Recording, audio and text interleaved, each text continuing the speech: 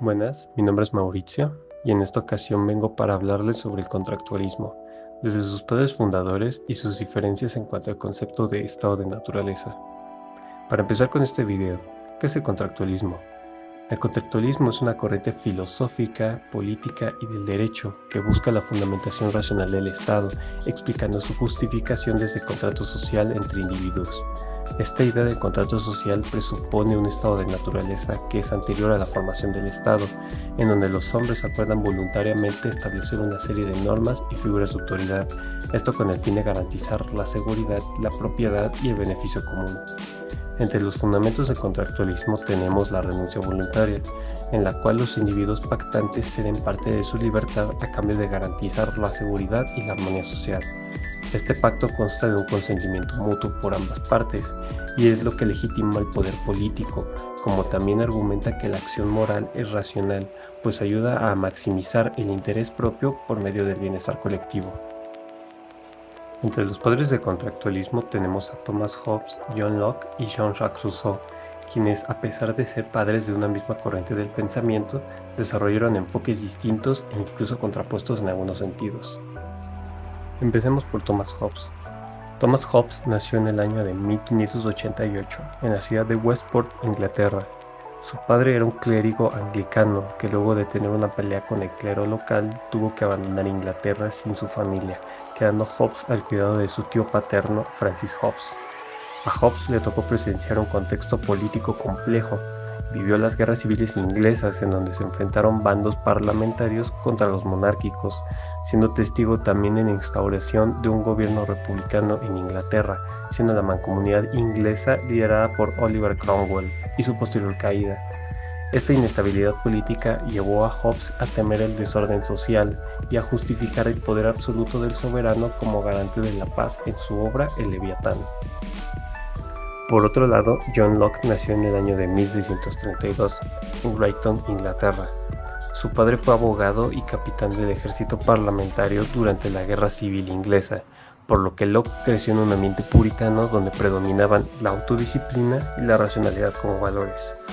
Locke fue testigo de la Revolución Gloriosa en su país, donde tras el derrocamiento de Jacobo II se instaura una monarquía constitucional en Inglaterra.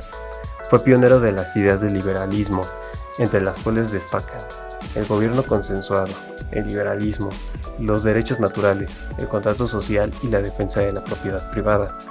En sus dos tratados sobre el gobierno civil, Locke argumenta que el poder legítimo surge del consentimiento de los ciudadanos que lo conforman y tienen pleno derecho para rebelarse si se violan sus derechos naturales. Y por último tenemos a Jean-Jacques Rousseau, quien nació en la ciudad de Ginebra en el año de 1712. En lo que hoy es la Confederación Suiza. Su madre murió poco después de su nacimiento, por lo que fue cuidado en gran parte por sus tíos paternos. A pesar de ser junto con Hobbes y Locke padre del contractualismo, criticaba a ambos por su individualismo metodológico, ya que creía que el individualismo lleva al egoísmo y por consecuencia a la desigualdad social, dando como resultado una sociedad burguesa. Fue testigo del auge de la Ilustración en Europa y se rodeó de pensadores afines como Voltaire y Diderot, además de haber sido una influencia directa en la Revolución Francesa con su obra El contrato social. Cabe resaltar que Rousseau fue el filósofo más popular entre los jacobinos y fue enterrado junto con Voltaire en el Panteón de París. Los tres padres del contractualismo presentan una serie de diferencias en cuanto a su forma de comprender al ser humano, la sociedad y cómo se organiza. Cada uno de los exponentes desarrolla una visión propia de lo que es el contractualismo y el estado de naturaleza. Hobbes, por su parte, veía el estado de naturaleza como una guerra continua entre los hombres, donde la motivación principal son el miedo y la búsqueda del poder. En el estado de naturaleza hobbesiano no existe ni la moral ni la solidaridad, sino que estos son productos del pacto entre individuos para garantizar su seguridad y proteger su propiedad a cambio de renunciar a una fracción de su libertad. Para Hobbes, la vida del hombre es solitaria, pobre, desagradable y corta, y ve al hombre como un ser egoísta y violento, que además está hambriento de poder. Es durante el pacto que los individuos acuerdan someterse a un soberano absoluto que garantiza el orden. El pacto no es entre iguales, sino entre individuos y un tercero que está por encima de ellos. Hobbes defiende la monarquía absoluta como forma ideal de gobierno. En cambio, la visión de Locke sobre el estado de naturaleza difiere bastante de la de Hobbes, pues para Locke el estado de naturaleza es uno de libertad y autorregulación para disponer de bienes sin impedir el bienestar de los demás u obedecer a otros. Para Locke, el ser humano es un ser racional, capaz de reconocer los derechos del otro, que además están dotados de derechos naturales con un origen divino, en donde Dios es el legislador supremo y solo Él puede establecer normas universales. Incluso es posible conocer empíricamente la naturaleza humana mediante la observación, según Locke, y esta debe adecuarse según las necesidades de los miembros del Estado. Defendió la monarquía constitucional como forma de gobierno, y además Locke cree que no es el estado de naturaleza lo que genera la guerra, sino que el estado de guerra es una consecuencia de la falta de un juez imparcial. Es así que en la visión lockeana se busca formar un gobierno limitado cuyo pacto sea revocable cuando se considere traicionada su función.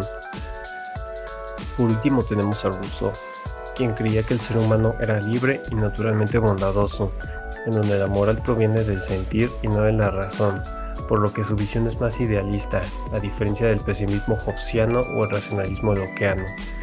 Los humanos naturalmente se ven guiados por dos principios fundamentales según Rousseau: el instinto de conservación y la aversión al sufrimiento ajeno. A diferencia de Hobbes y Locke, Rousseau veía como un mal corruptor a la propiedad privada, ya que la veía como el origen de la desigualdad social y creía que las instituciones sociales consolidaban la injusticia, creyendo que la civilización aliena al ser humano. En el pensamiento de Rousseau, la soberanía recae en el pueblo, por lo que éste no puede ser representado.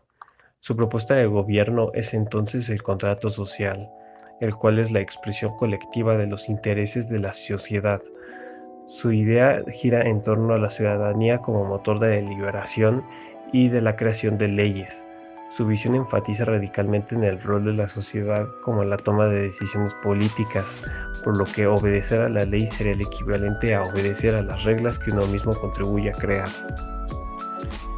Podemos así concluir entonces en que el contractualismo en sus diversas formulaciones representa uno de los pilares fundacionales del pensamiento político moderno. No solamente se trata de una cuestión de legitimidad estatal, sino también sobre la tensión existente entre la libertad individual, el orden social y la justicia colectiva. Al final, cada actor, desde su contexto histórico y filosófico, construye una imagen del ser humano en estado de naturaleza, que no solo refleja sus preocupaciones políticas, sino que también proyecta sus aspiraciones normativas sobre cómo debe organizarse una vida en común.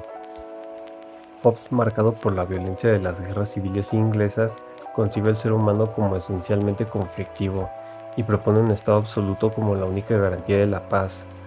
Locke, en cambio, influido por el ascenso del liberalismo y la Revolución Gloriosa, ve en la razón y en los derechos naturales el fundamento de un gobierno limitado, orientado a proteger la propiedad y la libertad.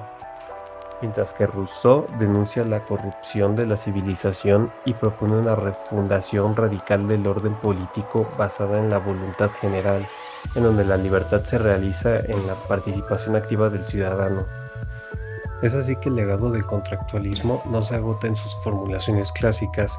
Ha sido retomado, reformulado y también criticado por corrientes contemporáneas que cuestionan su universalismo, su eurocentrismo y su omisión de las relaciones de poder estructurales. Con base a esta pequeña conclusión, he llegado a algunas preguntas de reflexión que me gustaría compartir. ¿Hasta qué punto el contractualismo puede estar sesgado por una supuesta universalidad del contrato social y servir como una herramienta de colonización y marginación de los pueblos indígenas? ¿Qué representa la idea de civilización bajo la cual se nos ha educado por influencia de los países occidentales? ¿Rousseau tendrá razón al afirmar que la civilización ha alienado al ser humano? ¿Cómo se relaciona esta crítica de Rousseau con el proceso de civilización en el colonialismo occidental? En suma de todo lo anterior, me gustaría agregar que el contractualismo es tanto una herramienta analítica como un campo de disputa. Nos permite pensar el origen y la legitimidad del poder, pero también nos invita a preguntarnos qué tipo de comunidad queremos construir, qué entendemos por libertad y cómo podemos articular la autonomía individual con la justicia colectiva. En este sentido, su estudio no es solo una elaboración teórica, sino también una práctica crítica que puede nutrir proyectos emancipatorios y transformadores.